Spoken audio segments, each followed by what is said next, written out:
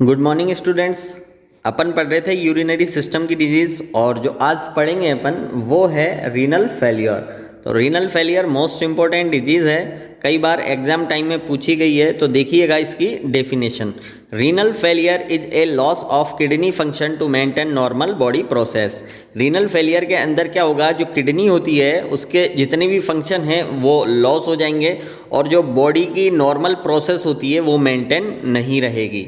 It may be acute और chronic इन onset. ये two types की होती है, acute renal failure and chronic renal failure. जो सबसे पहले अपन डिस्कस करेंगे वो फर्स्ट है अपना acute renal failure mean ARF। तो देखिएगा, acute renal failure is a suddenly loss of kidney function over a period of hours to a few days. Acute renal failure के अंदर क्या होगा, सडनली ही लॉस हो जाएंगे किडनी के फंक्शन, पीरियड ऑफ हावर्स कुछ ही घंटों में या फिर टू ए फ्यू वीक कुछ ही दिनों में, जिसकी वजह से क्या होगा, as a result GRF reduce. इसकी वजह से GRF रिड्यूस देखने को मिलेगी। Serum creatinine and blood urea nitrogen mean BUN increase देखने को मिलेगा। जो सीरम क्रिएटिनिन लेवल है वो इंक्रीज हो जाएगा, ब्लड यूरिया नाइट्रोजन है वो इंक्रीज हो जाएगा, जबकि ग्लोमेरुलो फिल्ट्रेशन रेट है जो GRF वो रिड्यूज हो जाएगी। It is a reversible clinical syndrome. ये रिवर्सिबल भी है, मतलब वापस अपनी प्री पोजीशन में आ सकती है ये डिजीज़। जो लॉस हुए हैं किडनी के फंक्शन वो ट्रीट भी हो सकते हैं, इसलिए अपन इसको बोलते हैं it is a reversible clinical syndrome. अब देखिएगा जो इसकी ईटियोलॉजी है, अब इसकी जो ईटियोलॉजी है वो तीन तरीके से इसके कोज हो सकते हैं। फर्स्ट है प्री रीनल कोज, सेकंड है intra renal cause and third है पोस्ट रीनल कोज। अब अपन डिस्कस करेंगे first pre renal cause. These cause interfere with the renal perfusion. ये जो कोज है वो इंटरफेयर करता है रीनल परफ्यूजन के साथ। रीनल परफ्यूजन मतलब होता है accessibility of fluid. Kidney function depend on a adequate supply of blood to be filtrate by the glomerulus. अपन सब जानते हैं किडनी का जो फंक्शन होता है वो फिल्ट्रेशन का होता है, वो ब्लड को फिल्ट्रेशन करती है और यूरिन का फॉर्मेशन करती है। तो किडनी जो फंक्शन है वो डिपेंड किसके ऊपर होंगे, adequate supply of blood.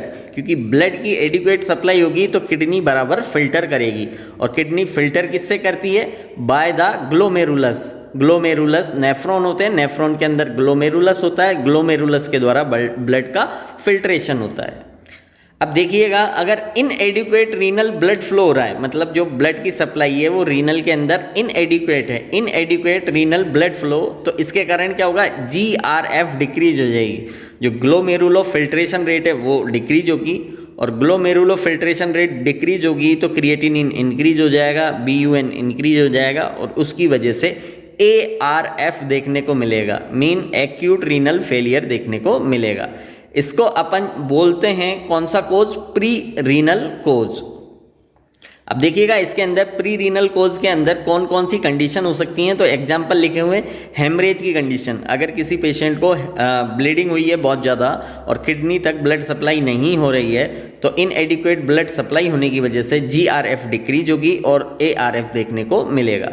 Diarrhoea की कंडीशन में, क्योंकि फ्लूइड की कमी आ जाएगी, वॉमिटिंग की कंडीशन में भी फ्लूइड की कमी आएगी, हाइपोवोलेमिया हो रखा है पेशेंट को, वेजोडाइलेशन हो रखा है, या डिक्रीज कार्डियक आउटपुट हो रहा है, या वस्कुलर ऑब्स्ट्रक्शन हो रखा है, मतलब वेसल्स के अंदर ऑब्स्ट्रक्शन आने की वजह से ब्लड सप्लाई डिक्रीज हो रही है, तो इसकी वजह से भी ARF देखने को मिलेगा। क्योंकि ARF इसलिए देखने को मिलेगा क्योंकि इसकी वजह से प्री रीनल कोजेज होंगे, और प्री रीनल कोजेज की वजह से क्या होगा, ARF होगा, एक्यूट रीनल फेलियर होगा। अब देखिएगा जो सेकंड अपना कोज था वो था intra renal cause. Intra renal cause का मतलब है these causes refer to parenchymal changes. Parenchymal मतलब वहाँ की जो टिश्यूज हैं उसके अंदर चेंजेस आएंगे। पेरिनकाइमल चेंजेस फ्रॉम डिजीज और नेफ्रोटॉक्सिक सबस्टांस। वहाँ की जो किडनी है, किडनी के अंदर कोई भी टिश्यू में चेंजेस आना या फिर नेफ्रोटॉक्सिक सबस्टांस लेने की वजह से चेंजेस आना, इसको अपन बोलेंगे इंट्रारीनल कॉज, और इंट्रारीनल कॉज की वजह से होगा ARF। अब एग्जाम्पल देख लीजिएगा इसमें, जैसे कि एक्यूट ट्यूबुलर नेक्रोसिस हो गया है, अगर या ट्रॉमा हुआ है, बर्न हुआ है, इन्फेक्शियस डिजीज हुई है, वस्कुलर लीजन्स हुए हैं, reaction of transplanted kidney, nephrotoxin drugs या एंटीबायोटिक्स लेने की वजह से वहाँ की जो पेरिनकाइमल चेंजेस आएंगे, मेन टिश्यू के अंदर चेंजेस आएंगे, तो इसके कारण इंट्रारीनल कॉज होगा और इंट्रारीनल कॉज होने की वजह से ARF देखने को मिलेगा पेशेंट के अंदर। अब जो थर्ड कॉज था अपना वो था पोस्ट रीनल कॉज। अब पोस्ट रीनल कॉज क्या होता है तो देखिएगा, post renal failure occur from an obstruction in the urinary tract from the tubules to the urethral Maytas.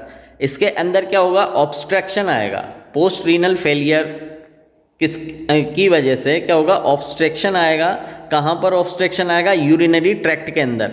और यूरिनरी ट्रैक्ट के अंदर कहाँ से कहाँ तक, तो फ्रॉम द ट्यूब्यूल्स, जो PCT DCT होते हैं वहाँ से ऑब्स्ट्रक्शन हुआ है टू द, और कहाँ तक हुआ है, टू द यूरिथ्रल मीटस, मतलब एक्सटर्नल यूरिथ्रा को बोलते हैं यूरिथ्रल मीटस। एक्सटर्नल यूरिथ्रा तक क्या हुआ है, ऑब्स्ट्रक्शन आया है। ट्यूब्यूल से लेकर एक्सटर्नल यूरिथ्रा तक ऑब्स्ट्रक्शन आने की वजह से पोस्ट रीनल कोज होगा और पोस्ट रीनल कोज की वजह से ARF देखने को मिलेगा। अब देखिएगा ऑब्स्ट्रक्शन किन किन कारणों से हो सकते हैं, तो ऑब्स्ट्रक्शन में be due to prostatic hypertrophy, calculi, tumours, surgical injury, blood clots, spinal cord injury. तो इन सब वजह से ऑब्स्ट्रक्शन आएंगे और ऑब्स्ट्रक्शन आने की वजह से पोस्ट रीनल कोज होगा और पोस्ट रीनल कोज की वजह से ARF देखने को मिलेगा पेशेंट के अंदर। अब देखिएगा क्या क्या क्लिनिकल मैनिफेस्टेशन दिखेंगे पेशेंट के अंदर, तो the all body organs are affected, body के सारे जो ऑर्गन हैं वो अफेक्टेड होंगे।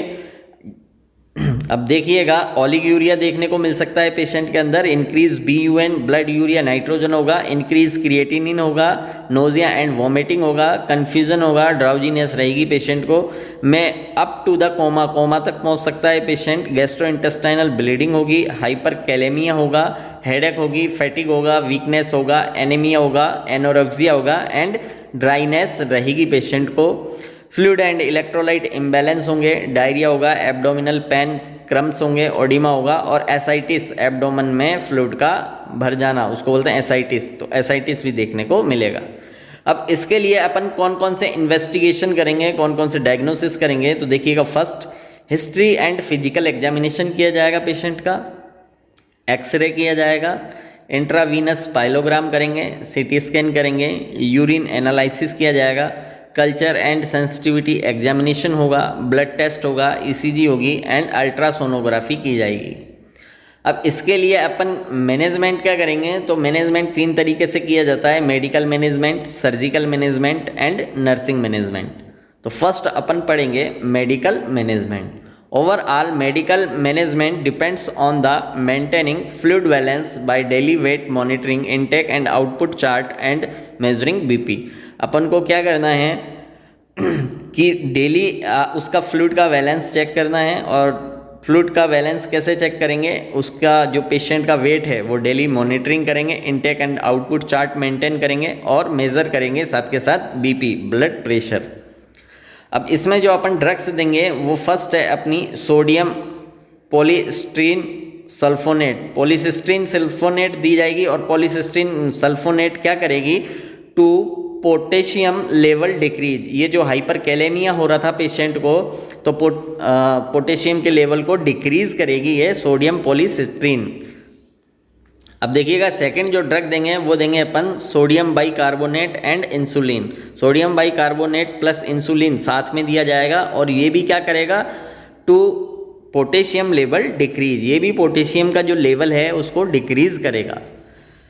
अब देखिएगा थर्ड है अपन low dose of dopamine. Dopamine की लो डोज देंगे और डोपामाइन क्या वर्क करेगा, to dilate renal arteries, renal arteries को डायलेट करेगा और इसकी वजह से जो ब्लड सप्लाई होगी रीनल के लिए वो इंक्रीज हो जाएगी, क्योंकि ब्लड सप्लाई डिक्रीज हो रही थी तो ARF की कंडीशन क्रिएट हो रही थी। अब देखिएगा और क्या देंगे पेशेंट को, डायूरेटिक्स। और डायूरेटिक्स क्या करेगी, to increase urine output, urine output increase करवाएगी पेशेंट को। ओलिगूरिया हो रहा था तो यहाँ पर पेशेंट को अपन को क्या करना है, आउटपुट इंक्रीज करना है यूरिन का, तो इसके लिए अपन देंगे डायूरेटिक्स। साथ के साथ जो और ड्रग दी जाएगी वो है फॉस्फेट बाइंडर। फॉस्फेट बाइंडर क्या करेगा, to decrease phosphate level, phosphate के लेवल को डिक्रीज कर देगा। नेक्स्ट जो ड्रग है वो देंगे अपन sodium lactate and sodium acetate with sodium bicarbonate to reduce acidosis. ये जो sodium lactate and sodium acetate देंगे अपन, और किसके साथ देंगे, विथ सोडियम बाइकार्बोनेट के, ये रिड्यूस करेगा एसिडोसिस के लेवल को। जो किडनी की वजह से एसिडोसिस हो रहा था बॉडी में, क्योंकि ब्लड की पीएच मेंटेन नहीं हो पा रही थी और एसिडोसिस देखने को मिल रहा था, तो एसिडोसिस को रिड्यूस करने के लिए sodium lactate and sodium acetate with sodium bicarbonate के साथ दिया जाएगा। अब देखिएगा, लो प्रोटीन डाइट देंगे पेशेंट को अपन, लो पोटेशियम डाइट देंगे, high calcium and low phosphorus diet दी जाएगी, high calorie and high supplement vitamins and fluid low is given. ये डाइट मेंटेन की जाएगी ARF वाले पेशेंट की। अब नेक्स्ट आता है अपने surgical management and nursing management, ये अपन पढ़ेंगे नेक्स्ट क्लास के अंदर। ये तो था अपने ARF, और आज अपन ने ARF के बारे में पढ़ा, इसकी डेफिनेशन और इसके इटियोलॉजी एंड इसके क्लिनिकल मैनिफेस्टेशन, और साथ के साथ अपन ने देखे इसके इन्वेस्टिगेशन और मेडिकल मैनेजमेंट।